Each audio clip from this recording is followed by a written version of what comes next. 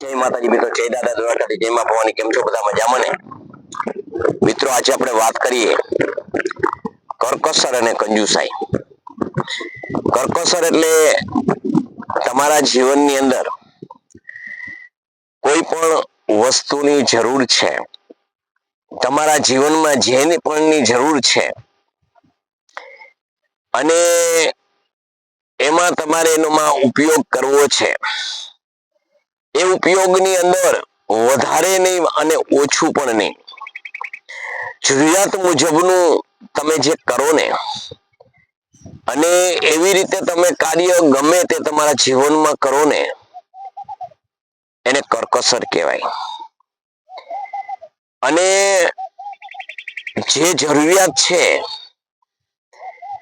એ મુજબ તમે નથી કરતા, એમાં ઘટાડો કરો, એમાં કાપ મૂકો, એને કંજુસાઈ કહેવાય. મિત્રો, જીવનમાં પણ એવું જ છે કે તમારા જીવન વ્યવહારથી આપણે લઈએ, આપણા જીવન જીવવા માટે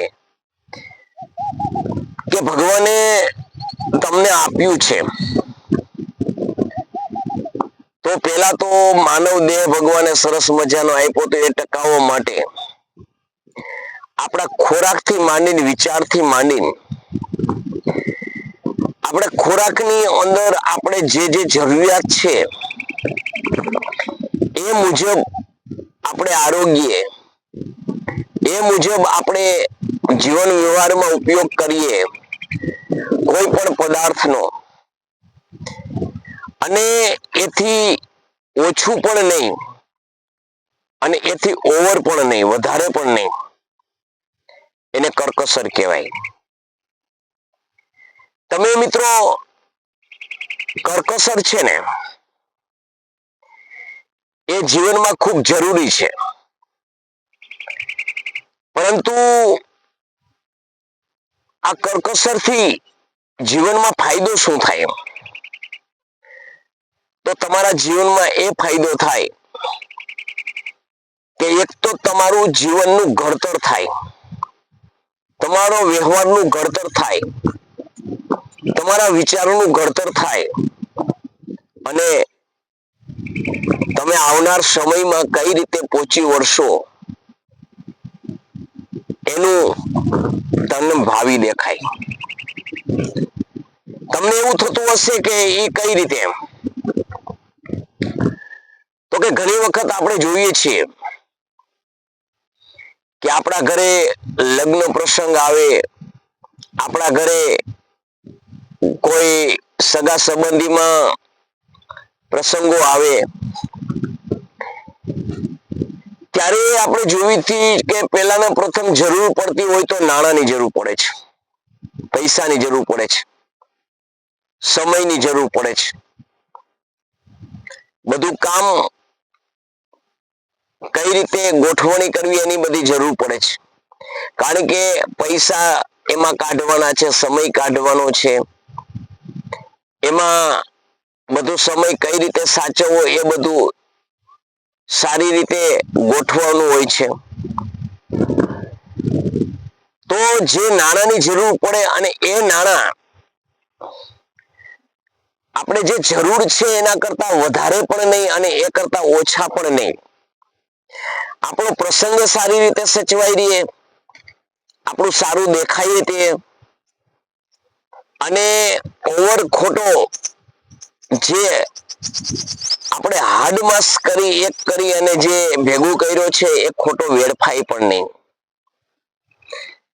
આવી રીતે તમે કાર્ય કરો ને, એને કરકસર કહેવાય. આપણે કહીએ છીએ કરકસર એક આપણો ભાઈ છે. ભાઈનું ઉદાહરણ કેમ લે છે કે તમારે માનવીય જીવનની અંદર કઈ પણ ભીડ પડશે ને, તો તમારું સારું મા બાપ ઈચ્છશે, અને કઈ એવા તમે ફસાશો ને, ત્યારે તમારો સહારો થઈને અને તમારો ભાઈ ઉભો રહેશે. એમ કરકસરમાં તમે જે કંઈ પણ મેળવ્યું હશે ને, જે બચાવ્યું હશે ને, એ તમને આખિર ટાઈમમાં કામ ખૂબ આવશે. તમે ઘણી વખત એવું વિચારો છો, તમે ખાલી એવું વિચારજો કે આપણે આ પ્રસંગની અંદર જ્યાં તમારું 1.5 લાખ રૂપિયા 2 લાખની અંદર કામ કમ્પ્લીટ થઈ જતું હોય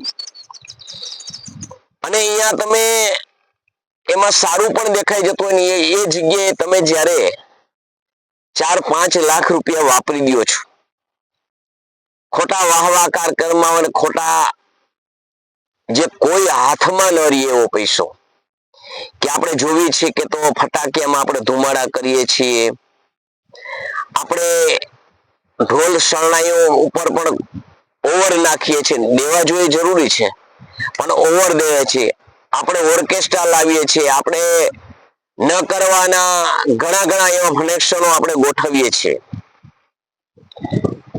ત્યારે તમને એવું થાય કે ભગવાને દીધું છે તો વાપરવું જોઈએ, ચોક્કસ વાપરવું જોઈએ, પણ એની પણ મર્યાદા હોવી જોઈએ, અહીંયા પણ કરકસર હોવી જોઈએ. કારણ કે બધા તમે ઓવર ખર્ચા જે અમુક તમે જોશો સમાજની અંદર દાખલા જોશો તો તમને જાણવા મળશે કે ઘણા એવા કાર્યો કરતા હશે અને પછી એ પ્રસંગો એ સમય વીતી ગયા પછી 4 થી 5 મહિનાની અંદર કે વર્ષની અંદર એ જ માણસ 2-3 લાખ રૂપિયાનું માથે દેવું થઈ ગયું હશે, દેવાવાળા દોડતા હશે, અથવા ઓચિતાનું કોઈ એવું 50-60 હજાર રૂપિયાનું કામ આવશે તો પણ અટકી જશે, કારણ કે નાણાંની અછત ત્યારે એને બતાશે. એટલે એ પૈસો જે ઓવર ગયો છે, જ્યાં 2.5 વાપરવાના હતા ત્યાં 5 ગયા છે, 2.5 વધારે ગયા છે ને, એ જો બચ્યા હોત ને તો એનો ભાઈ થઈને પાસે ઉભો રહેત. એટલે જીવનમાં કોઈ પણ પ્રસંગોમાં ઓવર ખર્ચ ન કરવા જોઈએ. આપણે આપણા કોઈ ભાણેજોના લગ્ન હોય, ઓલું લગ્ન હોય તો ભગવાને આપણે દેવું કરીને નહીં અને કંજુસાઈ કરીને પણ નહીં, આપણી જેવી સ્થિતિ છે એ પ્રમાણે આપણે એમાં પણ વાપરવું જોઈએ. આ બધા જે વસ્તુ કહું ને એને કરકસર કહેવાય. અને હવે વાત કરીએ આપણે કંજુસાઈ. કંજુસાઈ કેને કહેવાય? કે તમારે કોઈ પણ કામ કરો છો કે તમે, આપણે જોઈએ છે કે જીવનથી આપણે વાત લીધી તો માણસના દેહથી લઈએ કે તમે 5 રોટલીનો તમને ખોરાક છે અને તમે 3 બનાવો ને અને તમે થોડા ભૂખ્યા રહ્યો ને, એ તમારા પેટ સાથે તમે ખરાબ કર્યું, એને કંજુસાઈ કહેવાય. ત્યાંથી તમે વ્યવહારમાં જાઓ તો વ્યવહારની અંદર જે આપણે કરવો પડતો હોય ત્યાં તમે કાપ મૂકો ને, એને પણ કંજુસાઈ કહેવાય. તમે કોઈ પણ પ્રસંગ તમારા ઘરે આવે છે, કોઈ પણ પ્રસંગને તમે સાચવો, સારો દેખાડવો છે, તમારે ત્યાં 100 રૂપિયા વાપરવા પડે એમ છે, લાખ રૂપિયા વાપરવા પડે એમ છે, અને એમાં તમે 10,000 બચાવો છો ને, જે નીકળે એવી જગ્યા જ નથી, અહીંયા તમે 10 ખોટા કાઢો છો ને, ત્યાં તમારું જે ખાણીપીણીથી માંડીને કોઈ પણ ખર્ચા હોય એમાં તમે એક એવા ખર્ચામાંથી આવું કંજુસાઈ જે કાઢો છો ને એને આપણે કંજુસાઈ કહીએ.